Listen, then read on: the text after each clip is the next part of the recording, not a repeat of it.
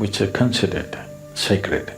Why are they considered sacred? Why is one flower more sacred than the other? What is this nonsense all about? Is it some kind of a prejudice? So always it is said, Bilva is dear to Shiva. What does he care? This particular leaf has the highest capability to absorb that reverberance, and it's for you to pick it up and go. Pranam Sadhguru. I wanted to know what's so special about the Mahabilva leaf that we offer to Dhyanalinga. We have also been thinking of doing this, but in certain parts of the country, some people have tried to preserve all those leaves and flowers which are considered sacred. Why are they considered sacred? Why is one flower more sacred than the other? What is this nonsense all about? Is it some kind of a prejudice? See, right now, there are two trees here. This is Pongumaram and this is what? This is one of the common street side trees, I don't know what name they have for it. You must spend time for all these things. You need to spend time. If you spend time with this tree and this tree, you will see if you become meditative, you will naturally move towards this, not towards that. Why is this so? After all, everything comes from the soil. The neem tree, the neem fruit and the mango fruit come from the same soil, but they taste very different, isn't it? Same soil, right here they're going side by side, but they taste very different. So, how this particular life processes the same soil and how that life processes the same soil is different. Or if you want to look at it that way, between a worm and an insect and yourself and one more other human being, what is the difference? All the same stuff. But still what we make out of it is different, isn't it? So in every society, it doesn't matter in how many ways you try to level societies and people will stick out. People with certain kinds of talents will stick out, people with certain kinds of capability will stick out. You can't put them down, isn't it? Do what you want. Some people will stand out, some people will become part of the scenery. This is bound to happen. Similarly, among other lives, also it is true. So with the plant life. So, people who are spiritually oriented, who are constantly looking for support in every possible way. Because when you're on a a long journey, and particularly if the terrain is unknown to you, the terrain is absolutely new to you, you would like to use every little support on the way.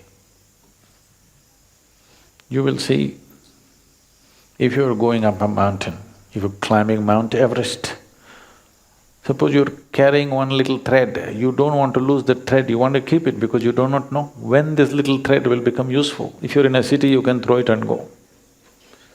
But you're on that kind of terrain which is unknown to you, you don't want to throw away a single piece of thread because you don't know how it will be useful tomorrow. So when you're on the spiritual path, the same goes, because it's an unknown terrain. Every little thing that could support you, people identified. So they did not leave even the flowers and fruits and leaf, all the things that can support you. So always it is said, Bilva is dear to Shiva. What does he care? Okay? It's not that it is dear to Shiva. When we say it's dear to Shiva, in some way its reverberance is closest to that we refer to as Shiva. It is closer, it is in the direction. Like this we have identified many things, not just one particular leaf. We have identified many things, and only those things are offered because they become your means to get in touch. You're not going to leave the leaf with him, you put it there and then you take it with you, isn't it? Because this particular leaf has the highest capability to absorb that reverberance, and it's for you to pick it up and go. There are many, many materials like this, which are all recognized sacred tools that people are using. You need to understand this. This is not about gods. This is about you and your ability to access something. Suppose you can try this. You experiment like this. Go into dhyana linga, okay? Let's say with like this, organic cotton, and sit there, see how it feels. Go sit with raw silk and see how it feels. Go sit there with some nylon cloth, see how it feels. Wear a plastic wrap around you, go sit there, see how it feels. Don't believe anything. Just experiment 3 days, you wear one kind of clothing and sit there.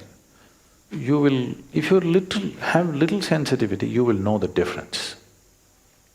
Then you will naturally choose the right thing. So the important thing is, when you go sit there, everything that you have should help you to absorb and nourish yourself, that's the idea.